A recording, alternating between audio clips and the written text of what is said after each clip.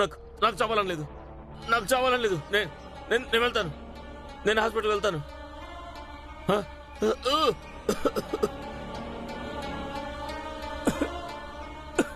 నేను కూడా ఆసుపత్రికి వెళ్ళాలి, నేను బతకాలి, నేను చచ్చిపోను. నేను వెళ్ళను, నా ప్రాణం పోయినా సరే. ఆసుపత్రికి ఎవరు వెళ్ళాలో వాళ్ళు వెళ్ళండి. ఇక వెళ్ళని వారు మళ్ళీ ఒకసారి ఆలోచించండి.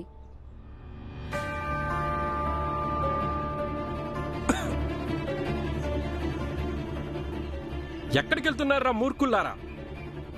ఔషధం ఇచ్చానుగా, తగ్గిపోతుంది. అరే, ఒక తక్కువ జాతి పిల్లాడి మాటలు వింటున్నారా మీరందరూ? అరే రాము, అరే నువ్వు తవ్వు, యజ్ఞం జరిగి తీరుతుంది. సేఠ్ గారు, సంఘంలో పరపతి పెంచుకోవడానికి చాలా చక్కని మార్గం, ఇంకా కాలం కూడా అనుకూలంగా ఉంది. ప్లేగు వ్యాధిగ్రస్తుల క్షేమం కోసం యజ్ఞం చేస్తున్నాము.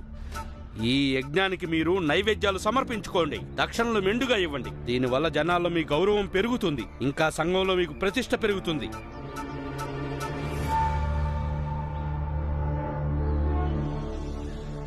వీడు మరీ అత్యాశాపరుడు. ఎప్పుడు అవకాశం దొరికితే అప్పుడు నా దగ్గర డబ్బులు గుంజాలని చూస్తుంటాడు. సిద్ధాంత్ గారు, యజ్ఞం ప్రారంభమైంది. అయ్యో సేఠ్ గారు, ఇప్పుడు ఈ యజ్ఞం చేసి ఏంటి లాభం? మన జాతి వాళ్ళు ఎక్కువగా ఆసుపత్రికి వెళుతున్నారు. ధర్మం కంటే ఎక్కువగా చావుకి భయపడిన పిరికి పందల వాళ్ళు. అయ్యో లేదు సిద్ధాంత్ గారు, ఆ రామ్జీ సత్పాల్ కొడుకు భీమరావు ఉన్నాడు కదా, వాడు మన జాతి వాళ్ళని మార్చేస్తున్నాడు. అయితే వెళ్ళి ఆపు భీమరావుని. ఇప్పుడు వాడు చెప్పడం వల్ల ఆసుపత్రికి వెళ్తున్నారు. అందరూ ఆ రామ్జీ భీమరావు మాట విని రేపు వాళ్ళు తిరుగుబాటు చేస్తారేమో. పదండి. మీరు హాస్పిటల్కి రండి. మీకు శత్రుత్వం నాతోటి, నా జాతి అంటే ద్వేషం, కానీ మీ ప్రాణాలంటే మీకు తీపే కదా. మరి మీ ప్రాణాలు కాపాడుకోవడానికి ఆసుపత్రికి రండి.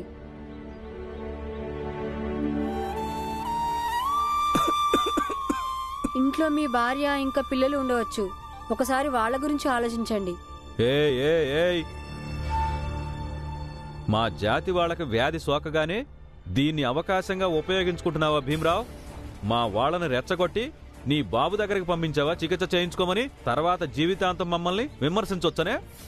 మేమిదంతా మంచి కోసమే చేస్తున్నాము, లేకపోతే వీళ్ళందరూ చికిత్స లేకుండా ఇక్కడే చచ్చిపోతారు.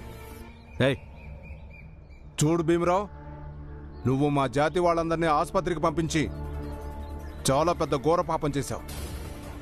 నువ్వు మా ధర్మానికి విరుద్ధంగా నడిచి పాపం చేశావు. అందుకని నీకు కొట్టినోతి కఠినమైన శిక్ష విధించడం జరుగుతుంది. అవునా సిద్ధాంతి గారు? సరిగ్గా చెప్పావు మంగేష్. వీడిని శిక్షించడానికి దేవుడే ఈ వ్యక్తిని ఎన్నుకున్నాడు. ఒకసారి ఊహించండి, ఈ భీమరావు ఇతన్ని మభ్యపెడుతున్నాడు. ఈ వ్యక్తి ప్లేగు వ్యాధిగ్రస్తుడు. ఇప్పుడు ఇతను లేచి వీడిని అంటుకుంటాడు, అప్పుడు వీడికి కూడా అంటుకుంటుంది. ఇక ఇదే వీడికి పెద్ద శిక్ష అవుతుంది.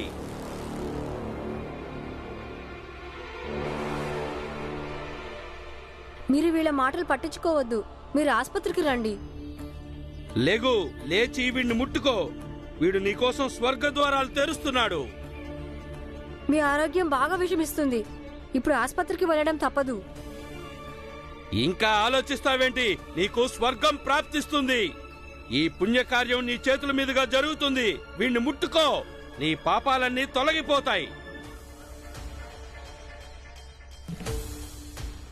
ధైర్యం చేసి లెగిసి ఆసుపత్రికి పదండి.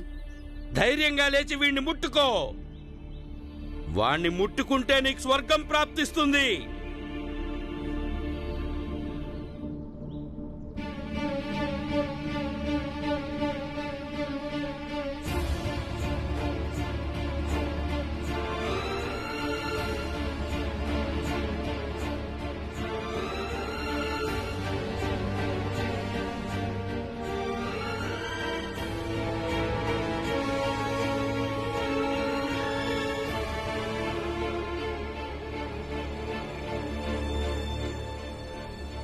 ముట్టుకోవాణ్ణి, స్వర్గప్రాప్తిని పొందు.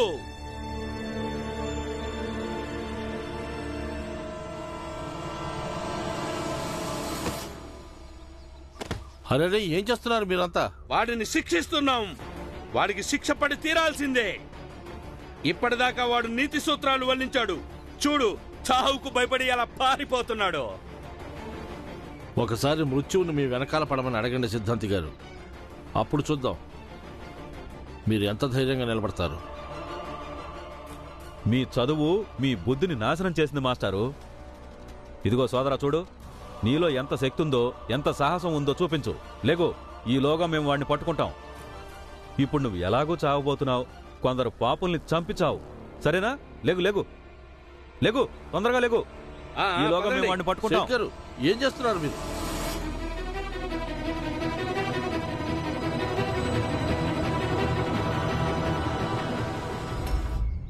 బాబాయ్, నువ్వేం బాధపడకు, మందులు తీసుకొని వస్తున్నారు.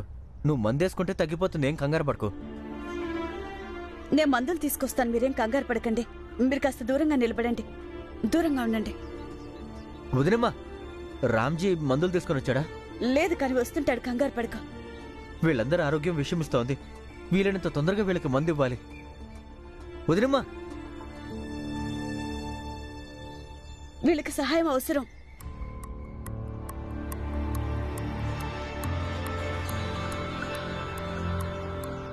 రండి, జాగ్రత్తగా రండి.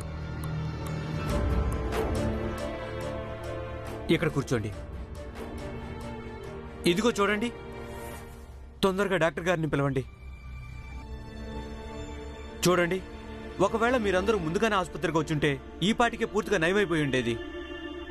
కాస్త ఊర్చుకోండి, డాక్టర్ గారు వచ్చేస్తున్నారు.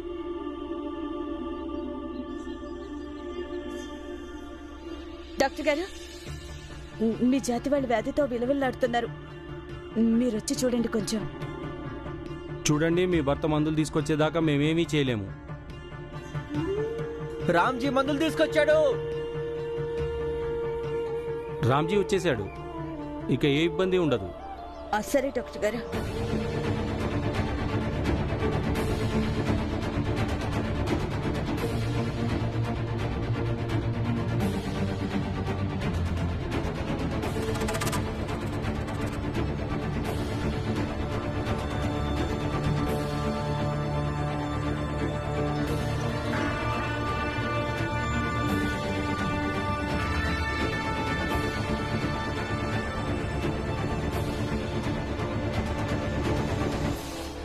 వీడిని భూమి తినిందా, ఆకాశం మింగిందా? సేటు గారు, వీడు ఇంతలోనే ఎక్కడికి మాయమైపోయాడు? వాడు ఇక్కడే ఎక్కడో ఉండుంటాడు.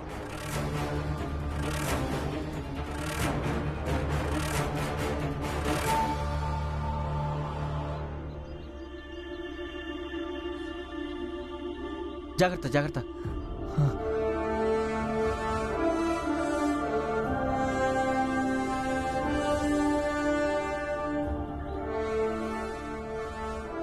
గట్టిగా పట్టుకోండి. మెల్లగా.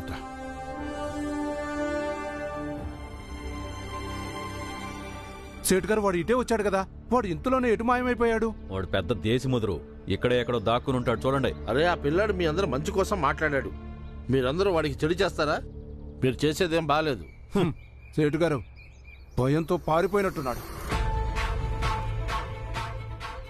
హే, ఎక్కడికి దూరిపోతున్నావు? వెళ్ళు, ఇక్కడి నుంచి వెళ్ళు, దూరంగా వెళ్ళు.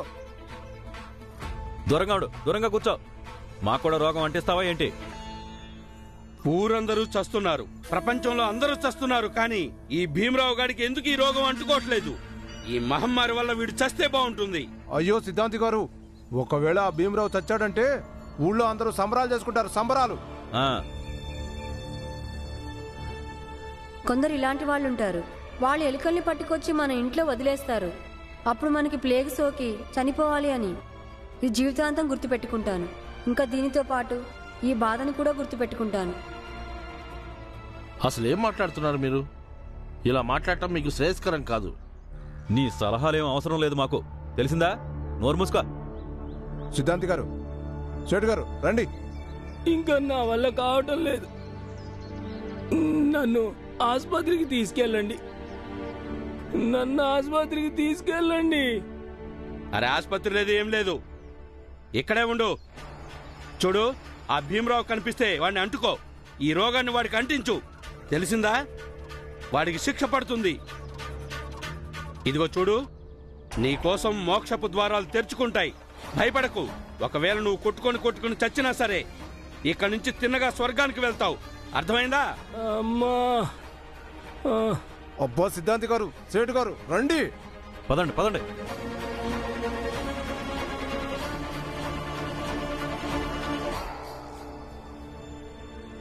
ఏంటి చూస్తున్నావు? ఇతను ఆరాంజీయే. వీళ్ళు అంటుకున్న వస్తువుల మీద మీరు కనీసం చెయ్యి కూడా వేయరు కదా.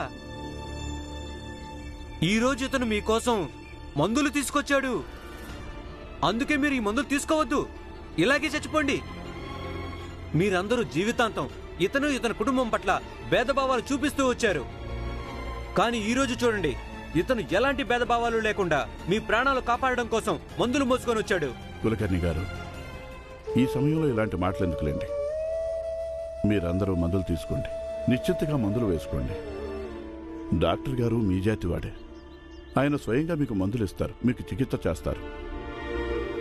కావాలంటే మీరు తర్వాత శుద్ధీకరణ చేయించుకోండి, కానీ ఇప్పుడు చికిత్స చేయించుకోండి. రామ్జీ, ఇప్పటిదాకా విన్నాను, కానీ ఈరోజు కళ్ళారా చూశాను. ఎప్పుడైనా ఇంటి పెద్ద మంచివాడైతే అప్పుడు కుటుంబంలో కూడా అందరూ మంచివాళ్లే అవుతారు. ఇప్పుడు చూడు, నువ్వు వీళ్ళందరి కోసం మందులు తీసుకొచ్చావు. ఇక నీ భార్య ఇంకా పురంజన్ ఈ రోగులకు సేవలు చేస్తున్నారు.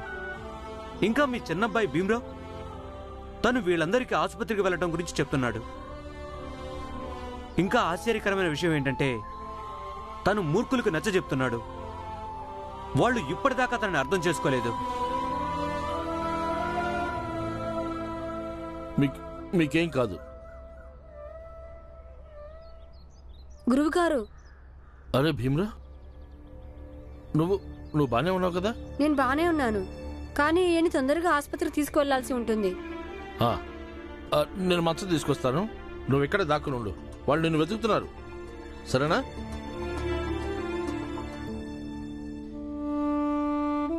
బాబాయ్, మీకు ఏమీ అవదు, మీరు ధైర్యంగా ఉండండి.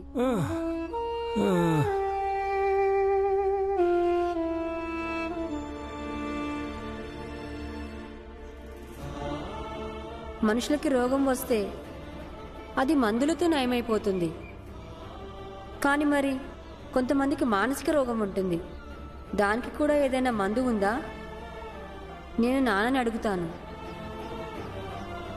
ఎందుకంటే నాకు అనిపిస్తుంది సేటు గారికి, సిద్ధాంత్ గారికి, ఇంకా టీ కొట్టు మంగేష్ గారికి మానసిక రోగం వచ్చుంటుందని. లేకపోతే ఈ వ్యాధిగ్రస్తుని నా వెనక పడమని చెప్పకుండా వాళ్ళు స్వయంగా ఆసుపత్రికి తీసుకువెళ్ళి ఉండేవాళ్ళు. అప్పుడు ఈయనకి ఇంత బాధ ఉండేది కాదు.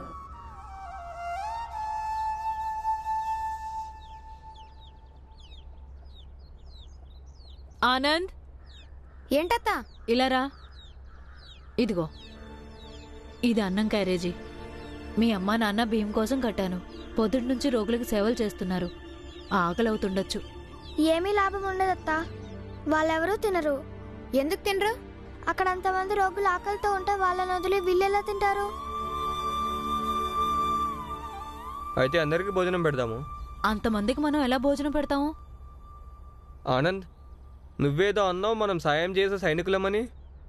అంటే ఇప్పుడు మనకి పని పడింది, మనం అందరికి సహాయం చేయాలి. వెళ్ళి అందరి కోసం భోజనం ఏర్పాటు చేయాల్సి ఉంటుంది. కానీ ఎలా చేస్తాం బాలన్నయ్య? భీమ్ ఎలా అయితే కష్టమైన పని చేస్తాడో అలా. తెలుసా, మనకి భీమ్కి ఉన్న తేడా ఇదే. మనం ఏ పని చేయడం కన్నా ముందు 1000 సార్లు ఆలోచిస్తాము ఏం చేయాలి, ఎలా చేయాలి అని. కానీ భీమ్ ఏం ఆలోచించకుండా రంగంలో దిగుతాడు పని చేయడానికి. ఇప్పుడు మనం కూడా అదే చేద్దాము.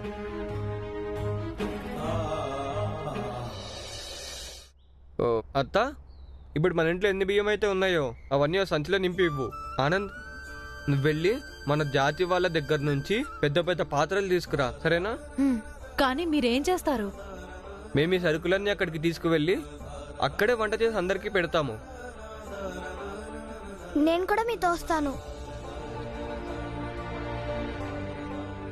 సరే, అలాగే. కానీ అన్నయ్య ఏదైతే నివారణ పద్ధతులు చెప్పాడో అందరూ అవి పాటించి తీరాలి. నేను లోపలికి వెళ్ళి బియ్యం తీసుకొస్తాను. అత్తా, నేను వెళ్ళి పాత్రలు తీసుకొస్తాను. మనం ఇప్పుడు దుప్పట్లను ఏర్పాటు చేసుకోవాలి.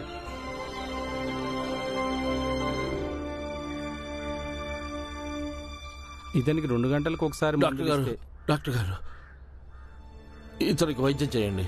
ఇతను ఏ జాతి వాడు? పెద్ద జాతి వాడే. ఇతన్ని లోపలికి తీసుకురండి.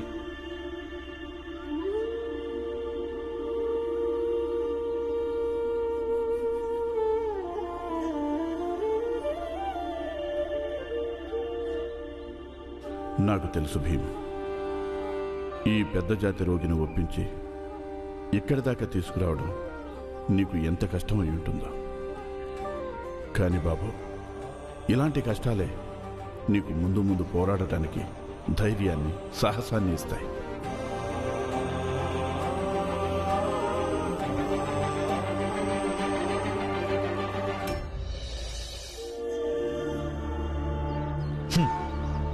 అసలు నన్ను అడిగితే ఆ భీమరావు జాతి వాళ్ళందరికీ ఎవరైనా విషం పెట్టి చంపేయాలి. మొత్తం అందరూ ఒకేసారి చస్తారు. మన మీద ఎవరికి అనుమానం కూడా రాదు. అందరూ అనుకుంటారు ప్లేగుతో చచ్చారు అని. అరే అదేగా, అల్లుడు చచ్చిన తర్వాత కూడా రామ్జీకి పొగరు ఏమాత్రం తగ్గలేదు. ఒకవేళ వాడి పిల్లల్లో ఒకరిద్దరు చస్తే అప్పుడు వాడి పొగరు అణుగుతుంది. సేట్ గారు, సేట్ గారు, సేట్ గారు, మీ అబ్బాయి ధ్రువ బొంబాయి నుంచి తిరిగి వచ్చేశాడు. ఏంటి, బొంబాయి నుంచి తిరిగి వచ్చేసాడా? ఇప్పుడు ఎక్కడున్నాడు? అది వాడు తన ఇంటి బయట నిలబడ్డాడు. పదండి పదండి పదండి. నాన్న, అరే ఇదేంటి? మేము ఇక్కడ కాస్త దూరంలో మీ అందరి కోసం వంట చేస్తాము. అయినా నాన్న, నువ్వే అన్నావుగా మేము వెనుక నుంచి సాయం అందించే సైనికులమని.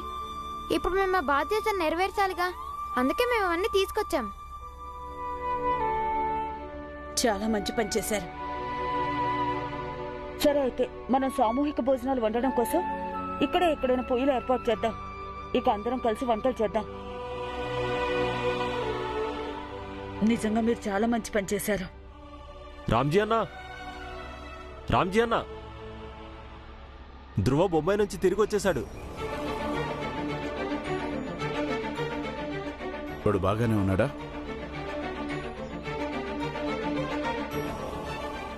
ధ్రువ, ధ్రువ,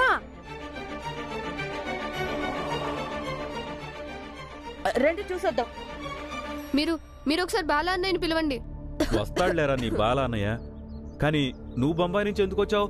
నాన్న, నువ్వు నా దగ్గరికి రావద్దు. వెళ్ళు, నా నుంచి దూరంగా వెళ్ళు. దూరంగా జరుగు. ధ్రువ, నువ్వు బానే ఉన్నావా? నా దగ్గరికి రావద్దు. నాకు దూరంగా ఉండు భీమ్.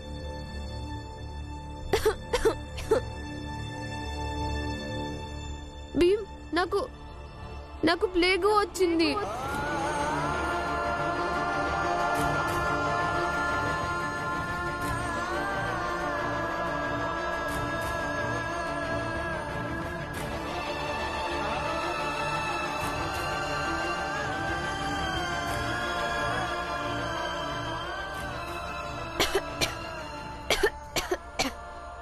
సేట్ గారు, దూరం జరగండి. మీ అబ్బాయికి ప్లేగ్ వచ్చింది. భీమ్, బొంబాయి డాక్టర్ చెప్పారు అది ఇక నేను ఎక్కువ సమయం ప్రాణాలతో ఉండనంట. అందుకే నేను అనుకున్నాను, ఇప్పుడు చచ్చిపోయేది ఉంటే అప్పుడు ఇక్కడికి నా ఊరికి వచ్చి చచ్చిపోవాలని, వీళ్ళ ముందు చచ్చిపోవాలని. వీళ్ళందరూ నేను బ్రతికుండగానే దహన సంస్కారాలు చేశారుగా, అందుకే మీ ముందు చావాలని వచ్చా. మీతో కలిసి బ్రతికితే జీవితంలో ప్రేమ దొరికింది.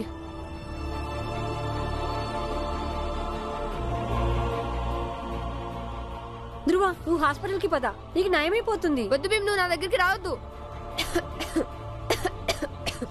బొంబాయి నుంచి ఇక్కడ దాకా రాగలిగాను, ఇదే ఎక్కువ. భీమ్, నువ్వు వెళ్ళి బాలా అన్నయ్యని పిలువు చాలు. తనని ఒకసారి క్షమాపణ అడుగుతాను.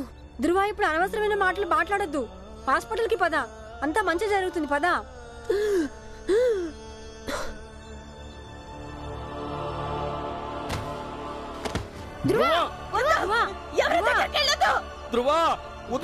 వెనక్కి రండి. సేట్ గారు, నా మాట వినండి. ప్లేగ్ వచ్చింది.